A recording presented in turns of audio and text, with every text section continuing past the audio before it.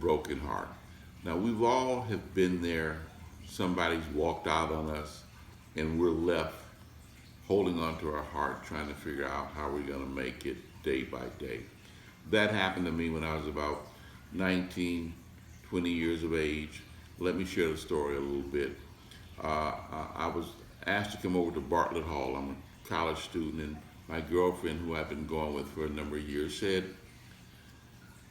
I need to see you. And so I went to see her, not knowing what was going to happen. And then she broke the news to me. She basically met me in Bartlett Hall. I'm pretty sure that hall is still there, you know. And she had my ring, engagement ring in her hand, and she handed it to me, and she said, the relationship is over.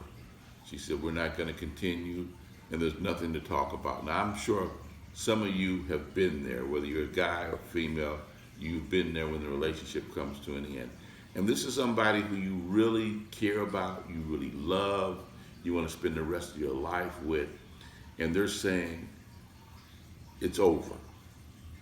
And you're just without words. Tears are rolling up in the back of your eyes. Your breathing or physiological responses are changing. And you want to say, why? You know, why now? And she just said, there's not going to be any more relationship, and we're not going to discuss it. And that was it. Now you have to move on with your life, which was very difficult to do. Who do you talk to? You know, your friends see you together, and now they're asking when they see you by yourself, where's your girlfriend or where's your boyfriend? And you're just without words. It's like trying to get up in the morning and there's nothing but a dark cloud over your head. You don't find any joy inside of you. Your mouth is dry. You don't have much of an appetite, but yet you have to go on. Be careful not to get into the negative side there where, you know, I've heard people go into, well, you know, they didn't deserve me anyway, or they really weren't that great. No, don't go into that, you know. People make choices all the time, and sometimes they decide to move on, you know. I guess in my particular situation, I had changed. I wasn't aware of the change, but I had changed according to her perception. And sometimes people will move on and so forth, and that may happen to you. What I'm saying is when you go through a heartache, you have to stay strong, one step at a time. Now, I remember some of that old wisdom came to me through my parents, and I remember my dad saying, well, if you ever see her again, you know, don't cry in front of her, go behind a garage or a tree and then cry, you know.